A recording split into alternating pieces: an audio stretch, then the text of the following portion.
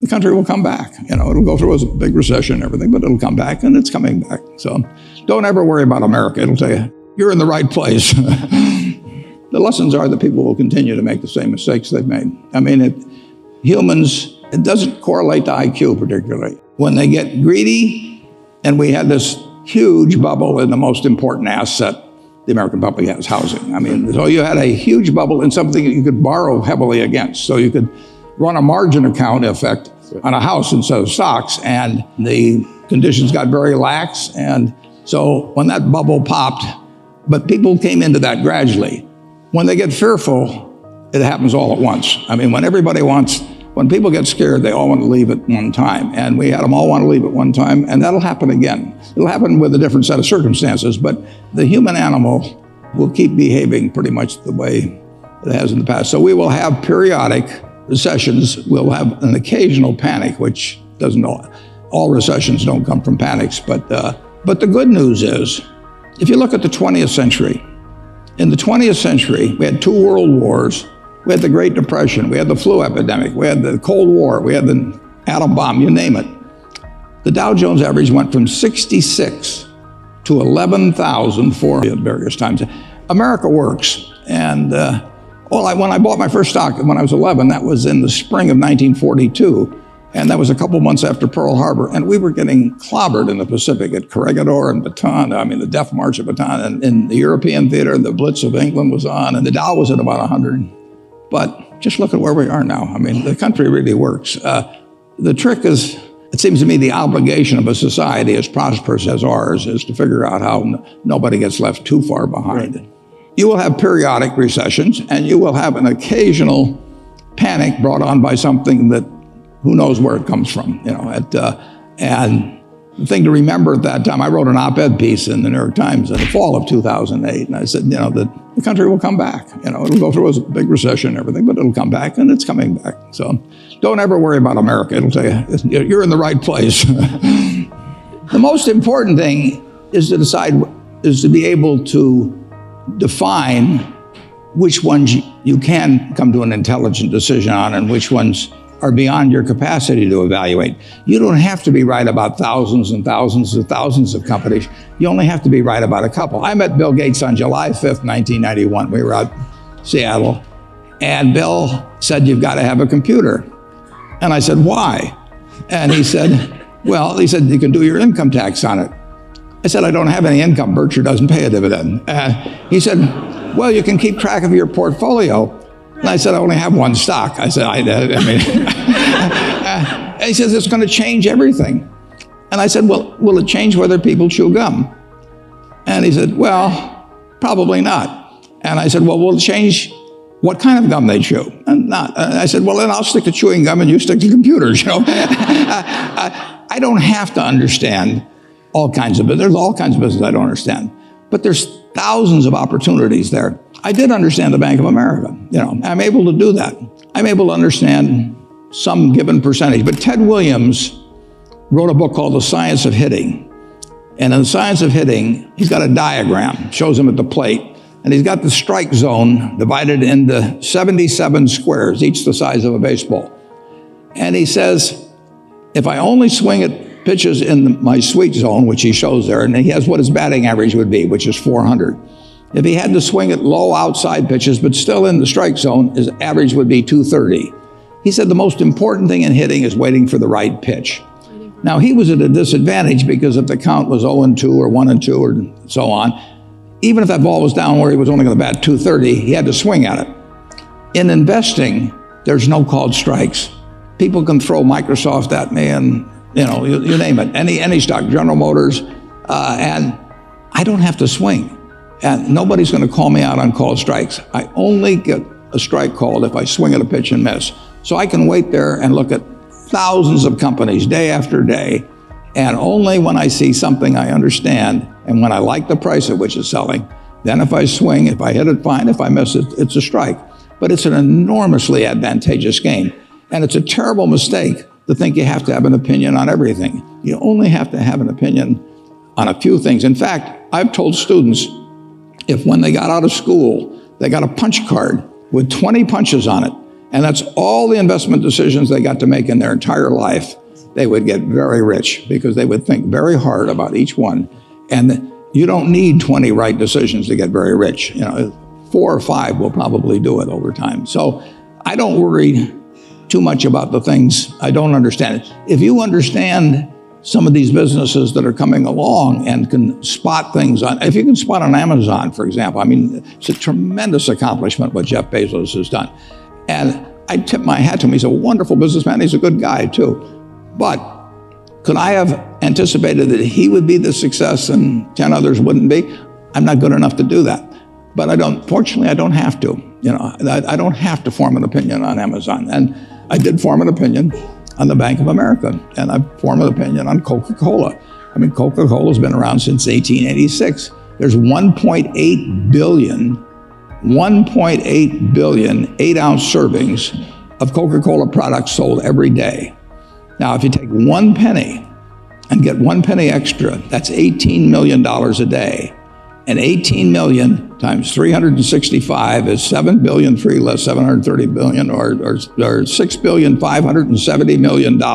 So annually, $6,570 million from 1 penny. Do you think Coca-Cola is worth a penny more than, Joe's Cola? I think so. So, and I've got about 127 years of history that would indicate it. So those are the kind of decisions I like to make. And you may have an entirely different field of expertise than I would have, and probably much more up to date in terms of the kind of businesses that we're seeing evolve. And you can get very rich if you just understand a few of them and understand their future. But fortunately, I don't have to. If we go into Heinz, I look at people pouring ketchup on, hamburgers and potatoes. I don't think it's going to change. And the nice thing about it, some products travel, some products don't travel. Candy bars don't travel well. Soft drinks travel, and ketchup travels. I like products that travel. The best investment I ever made, I bought a book in 1949 by a fellow named Ben Graham called The Intelligent Investor. I don't remember what I paid, but aside from what I paid for my 2 marriage licenses, that was the best investment I ever made. It's very important to have the right framework. You need to have an approach to investing that's sound. And Graham's approach is simple, but some people adopt to it, which I did immediately, and most people don't. But if you have the right philosophy, you will find opportunities as you go through the next 20, 30, 40, 50 years. And frankly, you're most likely to find them in periods when we were having the panic. Stocks sell at silly prices from time to time. Most stocks at one time or another sell at very silly prices. And it doesn't take a high IQ to figure out that they're cheap, but it does take a temperament that's willing to step up and actually act. I tell people, if they're going in the investment business, if you got 160 IQ, sell 30 points to somebody else because you won't need it. I figured out very early, you don't have to be that smart in this business, which is fortunate, but you do have to have the right temperament. And you have to be able to ignore what other people are saying and simply look at the facts and decide, is this stock which is selling at X worth 2X? And occasionally you'll find things like that. And when you don't find them, you don't do anything. So that's my generalized stock tip, no names. You mentioned that people will make the same mistakes in terms of the boom-bust cycle. But there have been several recent financial developments, such as the creation of derivatives, which has since exploded recently, and you once called derivatives weapons of mass destruction. Right. Now that derivatives are a $700 trillion industry, do you see this as setting the stage for the next financial crisis? It's very hard to tell that, we've enacted Dodd-Frank, and if you look at what happened in September and October of 2008, there were some extraordinary things done. The Federal Reserve poured $85 billion into AIG, and if they hadn't, our world would be very different. Hank Paulson guaranteed money market funds at a time when 30 million Americans with money market funds were panicking, and when $300 billion in 3 days had gone out of the non-government money market funds, 125 of it had gone back into the government. $300 billion, that was almost equal to the deposits of Wells Fargo or Wachovia at the time, which were then 2 separate institutions. Both of those authorities have essentially, I don't think they can do that under Dodd-Frank. When there's a panic, The only thing that will stop it, basically, is when somebody who has the ability and the will says, I'm going to do whatever it takes. And basically, that's what Bernanke and Paulson, and finally, Congress in a kind of a reluctant way. There will be another panic. Where it comes from, who knows? But when that time comes, the question will be, are the people who have panicked, who have frozen, who have caused the economic engine to stop, will they believe and come right back and be doing something? And I'm not sure what's been enacted is a plus or a minus in that regard.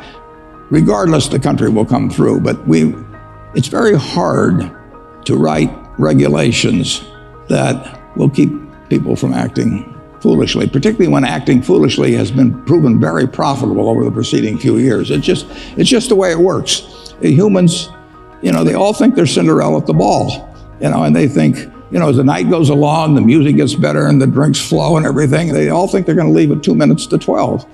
And of course, there's no clocks on the wall and they're still dancing. So it'll happen again. But buy when it happens. I'll be buying. There is a very, I think, structural problem as a market system gets more and more specialized.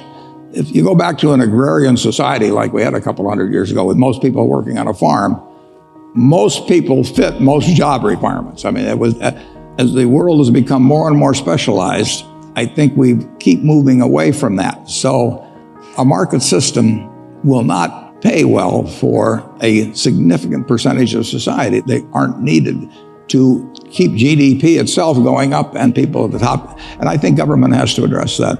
I sometimes toss out to students this proposition. Imagine that it's 24 hours before you're born, and you're sitting there, Johnny or Joni, we don't know yet, and you're in the womb, and a genie comes. And the genie says, John or Joni, you strike me as a remarkable potential human being, and I'm going to give you an enormous responsibility. I'm going to let you decide the world, how the world is going to work into which you're going to emerge. You can decide on the economic system, the social system, the political system. You design it. And whatever you design, that's going to be the system in which you live, your children live, grandchildren live. And you, being wise beyond your minus 24 hours of age, say, I know all about you, genies. What's the catch? And the genie says there's one catch. Just before you emerge, having designed the system, put it in cement, you're going to go over to that barrel over there that has 7 billion slips in it, one for every human being in the world, and you're going to pull out a slip. It may say male, it may say female, it may say white, it may say black, it may say infirm, it may say strong, it may say bright, it may say below average, it may say United States, it may say Bangladesh. Now, not knowing which ticket you're going to pull out, what kind of a world do you want to design? Well, you certainly want to design a world that produces lots of goods and services and keeps producing more and more. You want a lot of stuff around. It could be the world's fairest society, but if it's on a barren desert island, it isn't going to do anybody good. So you really want something that works in terms of output. But once you have something that works in terms of output, you certainly want something that eliminates fear from everybody's life. Now, that doesn't just mean a lot of cops. It means fear of old age, fear of health, all of those problems. And you certainly want a system not knowing what tickets you're going to get that takes care of the people that don't survive so well in that market system, which maximizes the amount of output, your first goal. And I think we've done a wonderful job at the first stage. We have turned out lots of stuff.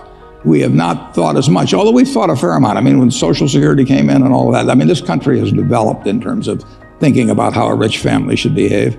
But I think we are in the stage where we need to focus more on making sure that the people who get the bad tickets do better than they are. And, we said that blacks were 3/5 or slaves were 3/5 of a person back when we started. And said, we said all men are created equal in 1776, and in 1789 we said blacks are 3/5 of a person. We not only said all men are created equal, but in the Gettysburg Address, Lincoln repeated it. It was 1920 before we passed the 19th Amendment for women. So we just treated women as an essentially different class for all those years. So I think we've gone significantly in the right direction in terms of behaving better as a society. And I think we've gone terrifically in the right direction in terms of turning out lots of stuff. But I think we have to address the question of how do you treat the people that are left behind in a system that maximizes the output of goods and services. And that can only come through government. The economy is getting better. We are in an experiment which hasn't really been tried before. I mean, Fed has $8.5 trillion balance sheet, and buying securities is usually easier than selling securities, as sometimes people find out. So we don't know how this game plays out. And just the announcement, whenever it was a few months ago, that tapering was going to occur, that had some significant market reactions, probably 100 basis points or so in the 10-year. And what will happen when if they actually try to deleverage the Fed? I mean, what has happened is the American public deleveraged and the government leveraged up through the Fed. If the Fed deleverages that in any big way, that will be a new experiment. And the Fed is the greatest hedge fund in history. The Fed is the fourth largest contributor to the United States government's revenues that there is now. That wasn't the case a few years back. And it is under no pressure, none whatsoever, to have to deleverage. So it can pick its time, and if you have somebody wise there, it can be handled. But it is something that's never quite been done on this scale. It'll be interesting to watch.